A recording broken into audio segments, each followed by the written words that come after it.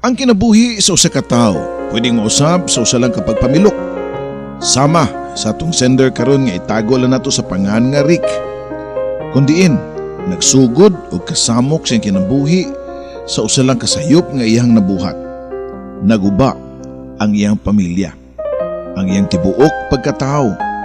Tungod lang sa usa ka gabiing kalipay. Dear Papa Joe, mayong adlaw kanimo labi na gyud sa mga suki nimo nga tigpaminawan sa imuhang sikat na kayo ug paborito namo nga tulumanon sa YouTube channel. Ako di ay si Frederick. Hingkod ang pangidaron, minyo og nagpuyo dinilang sa syudad sa Sugbo. Ang akong trabaho, usa ka marketing representative sa usa ka dako nga kompanya sa syudad. Dili pod tiaw ang akong pag-antos ug pagpaningkamot aron lang makab-ot ang ako ang pinakamalipayong adlaw sa akong kinabuhi. Ang akong promosyon, isip, usa ka marketing manager.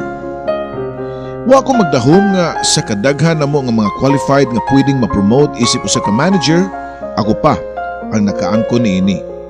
Happy kay ko nitong adlaw kay matud pa sa akong mga kauban, well deserve ko sa promosyon. After 2 weeks gikan sa akong pagka-promote, nakadawat na ko og job order para sa akong first assignment, isip usa na ka manager. Out of town, Papa Joe. Excited ko sa among ipahigayon nga dakong marketing event nga ipahigayon sa pinakasikat nga hotel and beach resort sa usa ka mga syudad sa Mindanao. Dili sa pagpanghambog, maayo nga akong itsura, nindot ug barog, maayo sab ko manamit, charming ug charismatic. Mao ni ang ako ang ikapasigarbo nga asset ug usa sa mga hinungdan sa akong early promotion sa akong trabaho sa sales and marketing. Mas angat magug ka kung doon na kay pleasing personality. Successful ang unang adlaw sa mga event, daghang mga attendees, ug dili pa gyud nako malikayan nga makatutok sa mga gwapa ug sexing babae. Daghan kayo dito, Papa Joe, kay lagi kasagaran sa mga naa dito with pleasing personalities mangyud ang mga sales. Mura kog nakakitag mga artista, doon na ba gani mas gwapa pa sa mga artista. Ang akong ipasabot nga mas gwapa pa sa artista mao ang usa ka babae nga ako nakitaan sa lobby sa hotel. Naglingkod siya nga naginusara samtang nag-inom sa iyahang juice. Pagkakita gyud nako niya mura dayon ko og na magnet, Papa Joe. Nilingkod ko siyang likod og giobserbahan ang iyang mga lihok nga murag inihap kayo, mahinhin, pero smart looking. Simple pero class ang dating. Pila ka minutos na kong diha sa iyahang likod pero wagid siya nilingi nako. Mao nga nibalhin kog pwesto, dapit siyang atubangan. Ako siyang gipaatbangan samtang nagsigsig type sa iyahang laptop. Gibuhat na nako ang tanan akong pagpa-cute pero wagid siya makabantay nako. Mao nihimo na lang kog aksyon. Nibarug ko og niduol sa iyahang nahimutangan. Diyan ako sa iyang tungod pero murag wa lang gyapon siya nakita. Niigham ko og ningon niya nga, "Hi." Niya nga og kadiyot nako ang babae og nitubag pod og hi. Igo lami nga nipasiklap na og kadiyot unya mibalik og tan-aw sa iyang laptop. Ngano naginusara ra man ka dinhi? Wa di kay ka-date? Pangutana pa nako niya da ang kidhat sa akong mga mata. Mas gwapa gyud siya kung imong padulan. Bisag morena ang pamanit pero katsilaon ang iyang beauty. Natural ang taas niyang pilok nga mao gyud ang akong ganahan sa kababae. Kinahanglan gyud di ay na kay ka-date, di day pwede nga moari nga mag-inusara. Kung nagtuo ka nga nagpaabot ko nga dunay muduol na akong lalaki sa akong pag-inusara diri, nasayop ka. Busy ko sa akong trabaho. So ikaw kung humana na kasi mong tuyo, pwede na ka mobiya. Istrikta kayo ang maong babae, Papa Joe. Murag wagid siya mapiktuhi sa akong karisma. Pero wa lang gyapon ko musurrender. Kutob sa akong mahimo, di kumubiya sa iyahang atubangan ug di na ko siya may laila. Unsa day imong name? Pangulit na sab nako nga pangutanan niya. Nya imbis mo tubag isugni nga ditutok nako og ningon nga, "Hain naman imong ka-date nga babae sa pikas table. Ingon ana gyud mo laki sa, paspas kay mo makailis. Depende lang sa tripping." Matod pa niya. Nakapahiyom ko sa kung nadungog niya, Papa Joe. So, dili kay ako ray nakabantay niya. Siya po di ay nako. Imagine, nabantiyan niya nga doon ako'y kuyog nga babae sa wapa ko ni duol niya. Buot ba nimong ipasabot nga dili lang ako ang nakapansin nimo? Ikaw sab? Pareho tang na-atrakso sa gusa? Siguro, kita gyud siguro ang kitadahanas kay tasan. Malipayon ko pa ang tubag niya. Bilibsab ko sa kapris ko nimo uy. Dili pasabot nga nakapansin ko nimo na attract dayon ko nimo. Tanang tao din sa labi ako nakitaan og di lang ka ikaw lang. Matod pa niya nga murag ni aksyon na og saka ang tingog. Kana bang murag hapit na masuko. Relax lang good miss. Di man ko mamaak. Sorry sa akong pag-disturb nimo. Para makaprove ka sa akong sinseridad, ako ni bayad na imong builder sa restaurant. Matod ko pa, Papa Joe. Namsa ko'y kwarta pambayad. Istrikta na sab niya nga tubag na ako. Igo lang ko nga ni Sandy kog nanghupaw. Tanan akong pakyut, wag yu ipik niya. Naguol pagyud ko dihang nibayad na siya sa iyahang bill og padung na mulakaw. Gisundan ko gihapon ang mga babae nga nitong higayuna ni padung na sa beach. Naglakaw-lakaw daplin sa baybayon. Pero diha lang ko sa distansyang bahin. Kinahanglan pa ko nga manukad o mangita laglaing trick nga makaduol ko niya nga di na ko niya minalditahan. Pila ka minutos pero wa na ko nakaunaw na og laing strategies nakahukom ko nga magpakanormal na lang yun og niduol niya. Ikaw na sad? Ano sige magkagsunod-sunod na ako? Mimbro siguro kag budol-budol gang no? Matod pa niya na ako. Biyasad, uy, maaantag budol-budol, uy, kagwapo rasad na ako, no? Ayun lang ko kasuko na ko, miss. Ganahan naman ko makik-friends ni mo.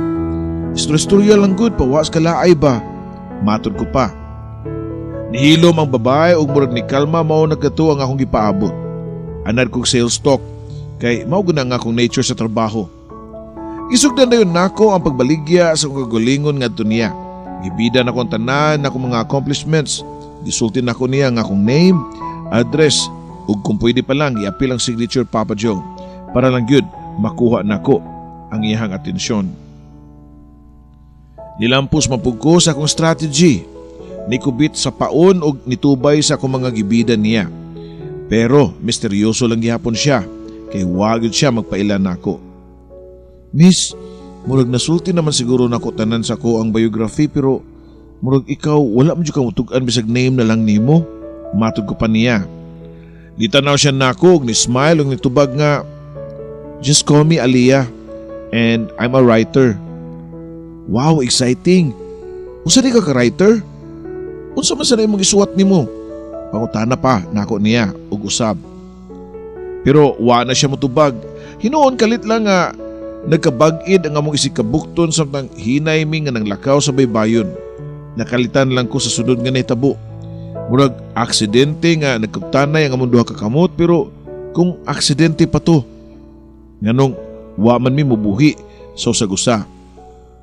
Mao na lay nabantayan nako nga nisuda mi sa akong room sa hotel. Ug didto murag mga gutom nga nagminugnuay ang leyon og karnero. Pariyumi nga nihingal sa kakapoy pagkahuman sa mong bugno, Papa Joe.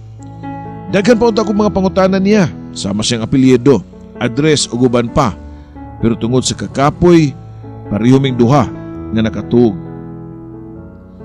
Nakalamatan na lang mi kadlaw na ug yusban na sad namo ang laing round sa panagbugno. Hangtod nga luya na gyud kaayo ang leon ug dali na kay nakatug og balik human sa mong nahitabo. Hayag na diyang nakamata ko. Pagkaugma pero wala na si Aliyah sa akong tupad. Gipangita na ko siya sud sa kwarto. Pero wa na ang iyang mga gamit. Nigawas ko ug akong gisudsuhid ang tibuok nga hotel ug gipangutanan nako ang front desk ug doon na bay naka-check-in nga Aliyah ang name pero wa gyud Papa Joe. Nalarot nako ang akong buhok sa kalagot kay wa man lang gani ko'y cellphone number niya. Bisan og picture man lang, wa ko kahigayon. Kisay magtuo nga musibat lang di siya og kalit nga di man anghid nako. Day 2 sa among event. Wa na ko makatarong o concentrate. Naguna-una na ko, asa na si Aliyah. Nganong kalit raman siya nga nawa. Nibalik kong Cebu nga, wag ko makalimot kang Aliyah. Wa ko makasabot sa kong kaugalingon. Dili raman unta siya ang babae nga ako ang naka one night stand. Sa tanang babae kang Aliyah lang ko na di jud makalimot. Gusto pa ko nga makakita niya pagbalik. Pero wa ko masayod o gunsaon ko siya pagpangita. Sa arrival sa Mactan Airport, layo pa lang, nakita ko na nga nagbarug si Eliza o si Dixon. Diyang nakakita ang duha nako, naglumbaan ay nigdagan, paingon nako ug nigako si Dixon sa akong paa. Gimingaw na kay ko nimo pa, tulo ka adlaw og 2 ka gabi gyud ka ngawa sa balay. Matud pa sa akong 6 years old nga anak. Tungod kay nagtrabaho man ang imong amahan Dixon, dali pa pasabot ni Eliza sa among anak. Alang sa kasayuran sa tanan usan ako kaminyo Papa Joe. I am happily married to Eliza. Ug doon na may anak nga lalaki nga si Dixon. Gibati ko ga pinakalit nga konsensya para sa akong asawa o anak. Wa sila'y kalibutan sa akong gibuhat during sa among event. Mas nisamot pag yun ang akong guilty. Kaya bisag kung saon ako wa sa akong utok si Aliyah. Magbalik-balik yun siya sa akong unahuna, pirmi. Mura na hinuon ko kung nalumay niya. Pagkaugman niya na, rest day paunta na ako tungod kay gikan kong travel. Pero gipili na ako nga ma-report sa opisina. Dali ko nga giablihan ang akong computer o gi-search ko ang pangalan ni Aliyah sa mga social media sa Google. Daghan ang mga results pero dili mao ang mga itsura. Naabda na lang ko alas 12 sa udto. Nga nag-scan-scan sa computer pamasin nga makitaan ko ang naong ni Aliyah. Ug makuha ko ang mga infos niya pero pakyas ko. Nahinumduman dayon nako ang iyang giingon nga dili kuno siya ganahan og social media. No wonder nga wagid mo appear in search nako sa iyang pangalan. Nakahukom ko nga mopauli na lang sa balay. Nawada na ko gana nga motrabaho niya itong adlaw. Pero suwa pa ko mapauli, nihapit ko sa mall og namalit ko og mahalon nga bag para kang Eliza. Ug nganong imo mo kong gihatagan og regalo nga wa may okasyon? Siguro nagilty na sab ka no. Matud pa na Eliza nako. Ay napasalamat lang gud nako ngud sa imong pagkatiman nako og sa tong anak. Ikaw ang pinaka-perfect nga asawa sa tibuok kalibutan, Eliza. Wapa na, butan pa. Matud ko pa nga to sa kong asawa. Nakaila na kay ko ni Rick. Kung mukalit kag hatag na kong regalo nga way okasyon, that means you're guilty. So may nabuhat ni mong bati ha? Pangutana pa niya, ug ikuyawan na hinuon ko. Kay basin unya, ug makasakop siya nga nagbinuang ko sa among kaminyoon samtang nag-out of town ko. Sakto ka Eliza, guilty ko. Guilty gid ko sa kung pagbiya ninyo kung doon ako'y mga business trip. Gusto ta na ako nga kauban mo na akong duha ni Dixon kung ako'y travel sa lain lugar. Tubag ko pa. Main lang gani kay nakaunaw na akong alibay nga to kang Eliza para di siya magduda na ako. Gitudluan na lang nako nga akong kaugalingon nga makalimot kang Aliyah. Pero doon na paghihapoy time nga mo-search ko niya sa internet. Namasin nga ako siya makitaan pero pakyas lang gihapon. Nga akong gibuhat mao pag-focus sa akong time ngadto sa akong asawa o anak. Ako na ang nangunay og atod kang Dixon sa school kada buntag. Tulin nga nang labay ang mga adlaw ug halos nakalimtan na ako sa hingpit ang among encounter ni Aliyah. Pero unsa ba gyud duwa sa kahigayunan? Kung kanus ka maka-move on, usap ka, sungugon. Nasulti ko ni Papa Joe dihang buwan ka to sa Marso og closing ceremony sa akong anak nga si Dixon sa ilang eskwelahan. Usa ka bata ang gitawag sa stage para sabitan og medalya sa iyahang nakuhang award. Gipatiliwad-an ang batang lalaki sa iyahang proud parents. Gilugod na ako ang akong mga mata o gisagpasagpa ang akong aping o gibalik-balik na og tan-aw ang inahan sa bata nga gisabitan og medalya. Di ko pwede nga masayop ang inahan sa batang lalaki, ang babae nga dugay na nakong gipangita. Si Aliyah, ang babae nga inahan sa bata. Pag naog nila sa stage, nananghid ko ni Eliza nga doon ako'y atuon kadiyot. Giduol ko dayon ang nimutangan ni Aliyah kauban niyang bana. Gibati dayon ako ang kapungot sa kong nasaksihan nga sweet kayo si Aliyah og ang iyang bana. Gituyog yun ako ang pagpaduol sa ilahang likod ug kusog nga niigham. Mohinungdan nga napalingi sa Aliyah ug nagkasugat dayon ang among mga mata. Murag nakakita gabat si Aliyah nga nakakita nako. Nisiga ang mga mata niini ug di makatuo nga iya kong nakita. Nilingi pud nako ang iyang bana og murag dunay pangutana siya mga mata kung managkaila ba ming duha sa iyang asawa. Maong ako na ang unang ni-introduce sa akong kaugalingon ngadto niya. Hi, at last nagkita ra gyud ta. Ikaw di ay ang papa sa classmate sa akong anak? Rick di ay kubay. Pamaka ko pa. Samtang nagpaila ko sa iyang bana nga friendly raman sab kaayo nako. Nakita ko ang dagway ni Alea nga nagtan-aw namo sa iyang bana nga naglamanuhay. Murag di madrawing ang iyang naong Papa Joe. Dito pa na ko nahibawi nga na makakyo di ay si Alea sa pangan nga iyang gitugan nako. Dili Alea kundi Celestine ang tinuod niya nga pangan. Daan pagyug ko nga nangalias sa gyud siya. Wagi ko makigayon pag-istorya kang Alea or Celestine. Gusto ta nako nga masulong nga kamirang duha. Nanumbalik ang akong kamingaw niya. Ang tanang nahitabo namo ng mga intimate moments diyang kami lang duha sud sa usa ka hotel. Refresh gyud tanan Papa Joe. Nangita ko pamaagi nga makita si usam. Pero usaon ka nako nga summer vacation naman. Wa nay klase. Nahununaan nako ang akong anak nga si Dixon. Gipangutanan ako siya kung si apelyido siyang classmate. Iya po kong gitug-anan ug mao dayon to Papa Joe. Akong gi-search ang pangalan ni Celestine gamit sa apelyido sa classmate sa akong anak. Pero wa lang gyapon ni gawas. Wa jud siguro social media si Alea or Celestine. Tungod sa akong kadesperado hangtod telephone directories giapil na kog search ang name ni Celestine. Ang wa na ko damaha nga dito na ako makita ang iyang name. Dili kay name lang og number, hangtod pa ang address nga iyang gipuy-an. Dali kong gidayal ang landline number pero ang nakatubag usa ka lalaki ug wa ko masayop tingog sa bana ni Alea. Gibutang nako ang telepono ug gipalabay ang pipila ka minutos ug gidayal na sab nako balik. Finally, usa ka tingog sa babae ang nitubag. Tingog nga nagbalik-balik sa kong panumduman. Mao gyud kadtong tinguga nga di na ko malimtan. Na-imagine ako ang kasweet sa iyahang voice. Diyang diyami imabaw sa kama. Hello? Matod pa ni Alea sa pikas linya. Hello Alea, ako ni si Rick. I'm so happy nga nagkontak ka. Tubag ko pa niya. Taon-taon ang kahilom sa pikas linya. Kunya nitubag siya tingog nga hinay pero pinugngan ang kasuko. Saman ang kaon ni mo nga nanawag magkadiri. Nabuang na ka? Nahadiri akong bana. Matod pa niya nako nga suko kayo ang tingog. Kumaw na mahadlok ka man di ay. Sa imong bana pues magpakikitai ko Alea. Matod ko pa. Supay pakikitai. Ug dili Alea akong pangan. Ako si Celestine. Ug ayaw na kong tawagi kay minyo ko. Tubag pa niya Papa Joe. Alea or Celestine wa ako'y labot. Di magmatter ang pangan Papa Joe. What matters most ang akong gibating kahidlaw niya. Wa pa ko katingog iya nang gibundak ang telepono. Gipalabay sa nako ang pipila ka minutos unya ako siyang gitawagan og balik. Celestine, di ba mao na gusto nimong tawag nako nimo? Pues tawgon ti kasi mo tinud nga pangan. Celestine, ako lang kapahibaon nga di ko mundang og panawag nimo. Kung di ka makikita nako, samok-samokon gyud ka. Matod ko pa niya.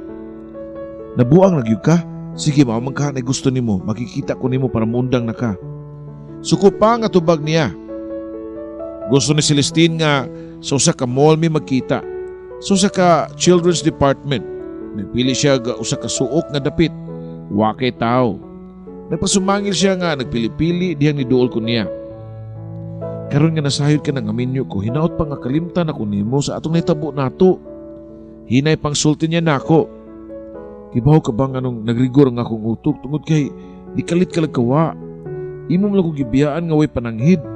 Hanging kaayo ko tungod sa imong gibuhat na ako. Tubag pa nako niya. Hinaya na imong tingog Rick. Ay kalimot nga nata sa public nga lugar. Katong nahitabo nato, wa na to. Pareho lang tanduha to nga nakasaha. Ikaw sa imong asawa o ako sa kumbana mong kalimti na lang to para magmalinaw ng atong pagpuyo. Matod pa ni Celestine Papa Joe. Wa na ko makapugong dihang paspas nga nilakaw sa Celestine. Iya na sa kong gibiyaan. Nitry ko gukod niya pero dali na kay siya nga nawa. Nisamot ang akong pangusmo sa kasuko. Nag-anada lang yun di siya nga snaban ko. Di ko musugot. Di ko muhuno nga di maako si Celestine. Pagkaugma sa akong office, gitiming na ako nga naa sa trabaho ang iyang bana. Unya ako din gidayo lang yung number silang balay ni Celestine. Hello Celestine, gitiming yun na ako nga way mong bana para di na ka masikasuko na ako. I know nga ni trabaho na siya, di ba? Matod ko pa niya. Nabuang nagyug ka. So pinasud sa mong utok ko yung anong ako naman lang yun ang imong dagaag bili nga. Usaragod ko. Please Rick, napakiluoy ko nimo. Ayaw na ko sa muka. Di ko gusto nga magkagubot mi sa kumbana o ikaw. Di ba sad, minyo ka? Ato sa imong asawa. Ato pagsamok-samok dito, ayaw na ako. Tubag pa ni Celestine, Papa Joe. Gibutang na sa niya ang telepono. Huwag yun siya respeto na ako o nisamot lang hinuon ang ako ang obsession niya. Ang akong gibuhat, waan ako undangig tawag ang yan landline. Pero inikadungog niya sa kong tingog, iya din ibutang ang telepono. Di na siya mutubay na ako pag-istorya. Usa kagabi niya to akong gibanabana nga naabot ang iyang bana sa ila. Usap ako ni tawag, ugwa ko masayop, ang iyang bana gyud na nakatubag. Hello, ang papa di ni Dixon, ang classmate sa imong anak. Hapit na magud mag-start ang klase, doon ay pangutana si Dixon about sa mga requirements sa school ko no. Matod ko pa sa bana ni Celestine.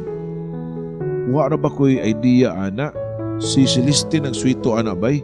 Ihatag lang nako ang phone niya ha, kadit lang ha. Tubag pa niya. Effective ang akong plano. Taon na dungog dayon nako ang tingog ni Celestine nga murag kahilakon.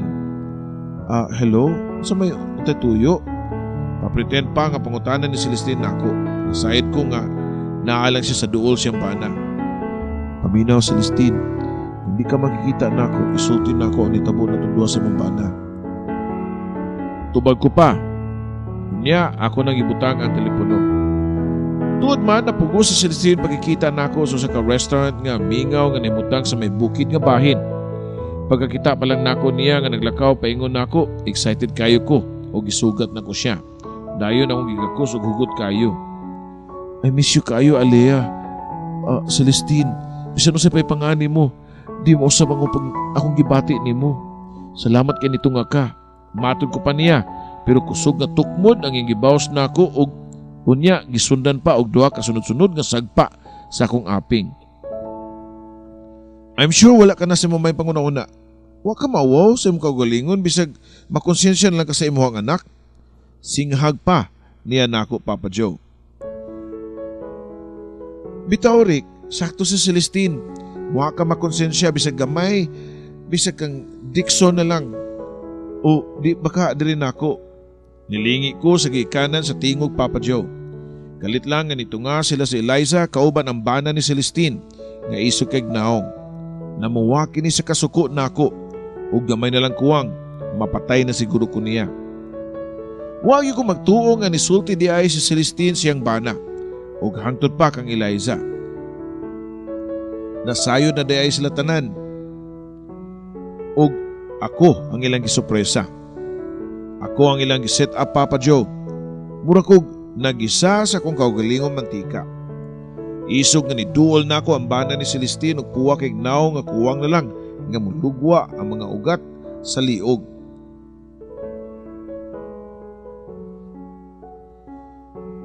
Salamat ka nga niyata sa pampubliko nga lugar.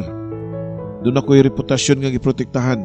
Pero kung samukon pa ganin nimo ako asawa bay, di gyud ka pa sa iluon. Ako mismo patay nimo. Matod pa siyang bana, Papa Joe. Pagkahuman, nanlakaw na sila si Celestine. Nabiyaan minduhan ni Eliza. Tana, mamaulit na sa ato. Nato ta magtiwas dito. Matod pa ni Eliza, Papa Joe. Pasaylo ako, Eliza. Wa ko ma-expect nga mo ni may tabo.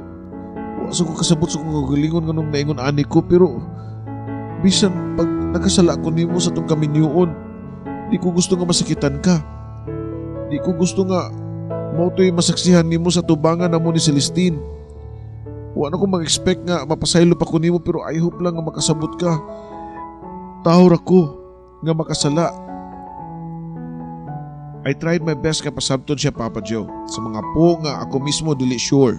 Nasayod ko nga di bugo si Eliza, pero nasya ko sa iyang tubag na ako. Doon na lang ko sa kapangutanan ni mo, Rick. Lapa ba ko nimo until now? Murag natukan ko kadiyot sa iyang pangutanan nako. May nalanggani kay abti kay ko nga nakaandam og tubag. Of course, uy, ikaw ko asawa, love kiti ka Eliza. Kamo ni Dixon, mo ni tinuod. Pero, sagpa ang gitubag ni Eliza din ako. Nilapik ang akong naong. Kung sakit ang iyang sinagpaan, masakit ang iyang gipakitang cold treatment diha nako. Wa na siya magsukit-sukit pa nako og usab. Ang kunon ko nga sukat sa mong encounter ni Celestine og sa tinguha nga makadama pag-usab niya. Nagubot ang akong kinabuhi. Napiktuhan ang akong trabaho.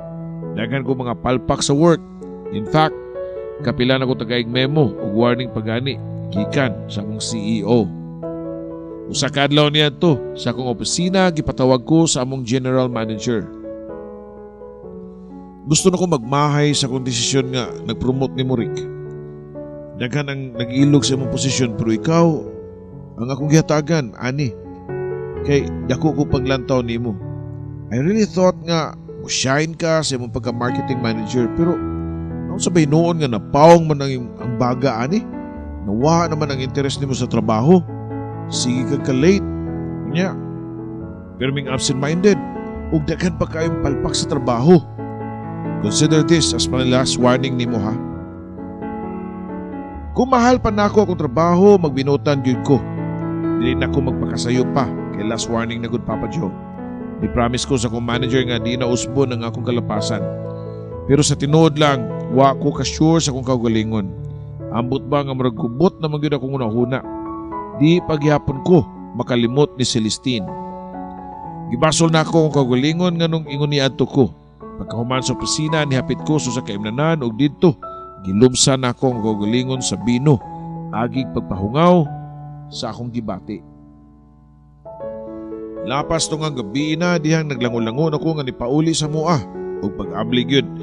Nako sa pultahan si Eliza nga akong nakita nga nagbarug nga puwerteng isuga na og naong.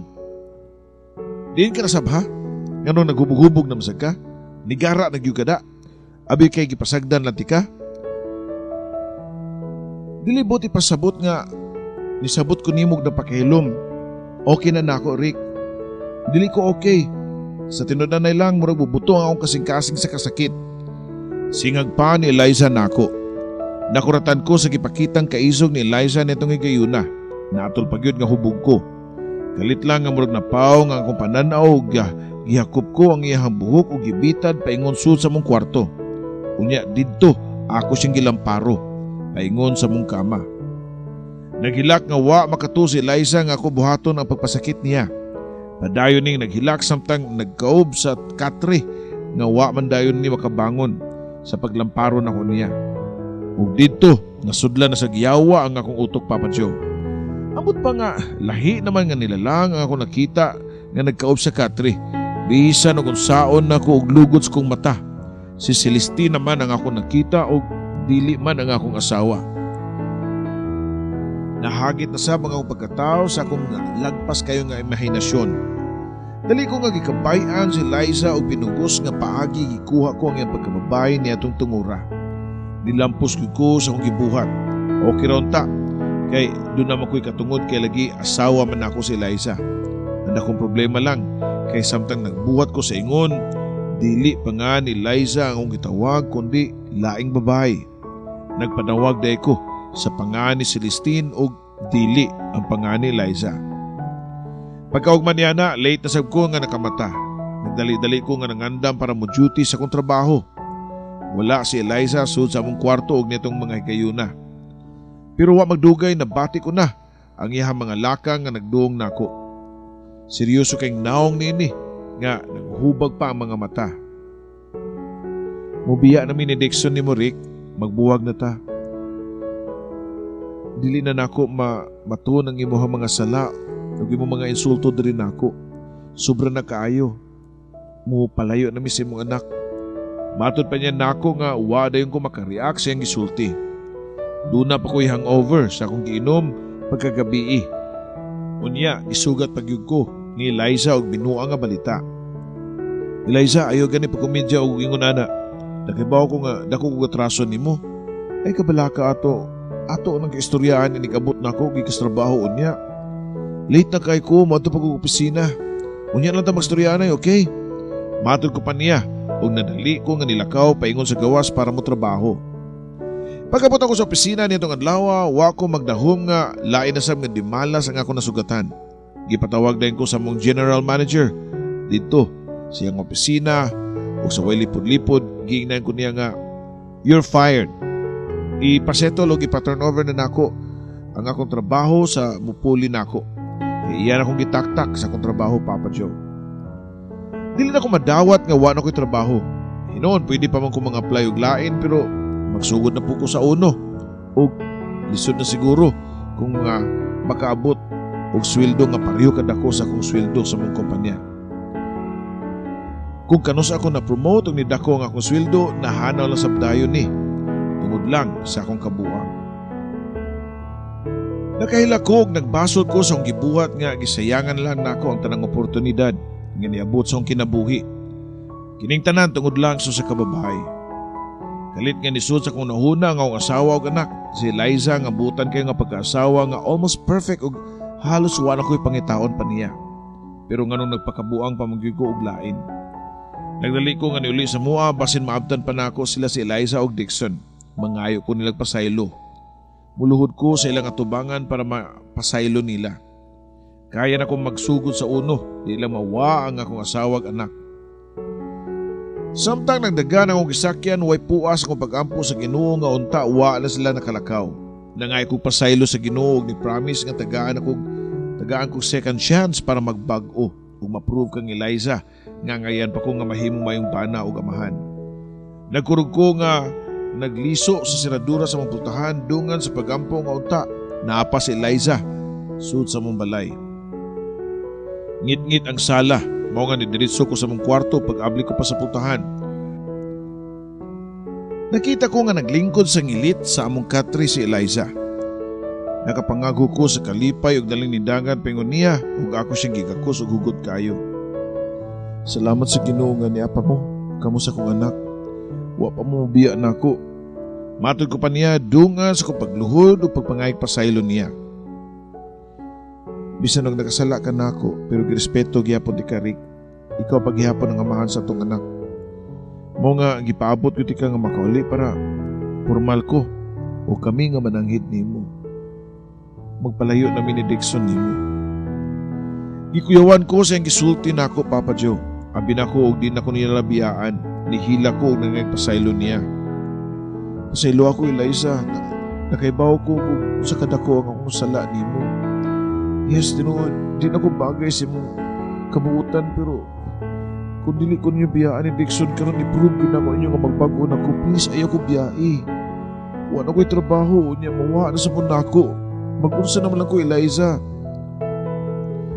Dili akong sala nga mawad ang kag trabaho, Rick. Dili ako ang nibiya kundi ikaw. The moment nga nagpakabuang ka og laing babae. Sama ra nga gitunob-tunoban nimo ang akong pagkatao. Don't worry. Di na ko idili si Dixon nimo. Pwede ka makabisita niya anytime. Tubag pa ni Eliza nako. Dayon talikod nga nagbitbit sa dako nga maleta. Pila na kaadlaw nilabay sukad ko gibiyaan sa kong asawa o anak. Murag di na ko mapurmang tao, Papa Joe. Wa na ko yatiman sa kong lawas, naginusaran ako, way trabaho, way pamilya, ug hapit na mahurot ang akong kwarta. Usa ka adlaw niya na niabot si mama kauban ang akong sister na kuratan siya. Diyang nagtanaw na ako nga murag wa na'y pag-asa sa mundo. Naon sa ka, Rick? Mo ni nakatanan nimo sa tanan akong gibuhat nimo, sa pag-eskwela na ko nimo, gubuon nimo samot imong kinabuhi. Ni mama pa nga wa na'y hunong og yaw-yaw nga pangasaba rin ako. Wa na sila ma. Si Eliza og Dixon unya, wa na ko'y trabaho. Daw na kay ko. Maglisod ako bangon. Nako pa nga naghilak nga nagatubang sa kong inahan o igsuon. Mao di ka kabangon, kuya, kay pirmi makang hubog. Undangi ko na sing inom nimo diha para mahuwasan ka ug makapangita kag balik og trabaho. Unya kung duno na kay trabaho. Panguya ba nimo balik si Ate Eliza? Pasin pa diya og tagaan kaniya og second chance. kung makita niya nga porsigido gyud ka. Sagpat pa sa akong manghod. May pang akong manghod nga bata pa. Doon na kabuot ug ako ninuon naglisod kog sabot sa akong kaugalingon. Pero ang kuno ko tungod sa iyang gisulti na kamata ko. Sakto kayo ang akong manghod. Nganong di man ako buhaton ng pagbangon o pagsugod og bag-o. Instead nga maghubog-hubog lang ko pirmi. Pagkaugma dayon nang apply ko og laing kumpanya og wa madugay na dawat ko isip usa ka medical representative sa usa ka pharmaceutical company. Ultimo lang nga ako ranggo pero okay na kaysa wa. Asa man di ay magsugod, di ba sa unog yun, Papa Joe? Pagkadawat na ako sa kong unang sweldo, giato dayon ako si Liza ug Dixon sa balay siyang mama. Samtang nagtanaw ko ni Liza nga niabri sa pultahan, murag gihilab ang akong kasing-kasing. Nakapangutan ako sa kong kaugalingon nganong nakabuhat mo kog sa niya. Sa among kaminyuon nga ang kunon ko, dili kang Celestine lang. Daghan pa kong babae nga nauyab-uyab before kang Celestine, Papa Joe. Makapangutan ako nganong mangita pa manggiglain ang lalaki bisan doon na perfect nga asawa. Para asa man? Para sa lami-lami lang ba? Para sa sex? Ambot lang ka, Papa Joe. Nakahinumdum ko sa giingon ni Robin Padilla nga isip mo sa kalalaki, imposible kuno kaayo nga makabalibad ang lalaki og tentasyon. Doon ay kamaturan tungod kay ako mismo naka-experience man. Pero sa tinuod lang, kung makatilaw na kagtagam, makat-on yung ka, Papa Joe. 3 months lang may nagbuwag ni Liza. Kaya nadugay na kong panguyab niya, nalukmay siya o nakigbalik na ako. Yes, kitagaan kong second chance ni Liza. Dili man tinod hingpit ang iyang pagpasaylo na ko pero at least kitagaan ko ng chance nga i-prove na ko niya ang akong ipakitang sinseridad. Nasayod ko nga lisod ibalik ang nabuak nga pagsalig sa kataw pero di ko mag-give up. Deserve na ako kung unsa may ipakita ang pagtratar ni Liza na ako sa sunod nga mga adlaw.